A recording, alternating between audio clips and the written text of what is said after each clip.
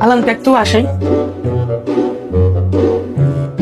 É, até que é bonito, mas tô a fim de conhecer ninguém não, Tainara. E quem disse que é pra tu conhecer? Isso aqui é meu boy, tá, Larica? É o quê? Sim, minha filha, é meu boy. Eu te mostrei pra tu ver se ele era bonito, mas tu já tá querendo furar meu olho? Algo de errado não tá certo aí não, viu? Tu não tava comigo na semana passada.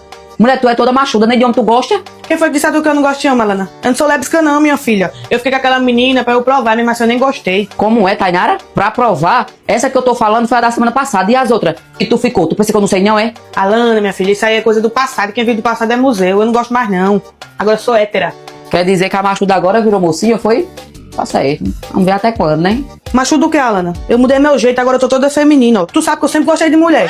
Ô, mulher não, de homem. A mulher foi só pra provar. Tu tá todo o quê, Tainara? Feminina do avesso, né? Do avesso? Eu vou me embora encontrar meu boy, porque tu tá com inveja. Arruma pra tu também, encalhada. Meu amigo ainda vem me chamar de calhada. Que viagem foi essa agora, hein?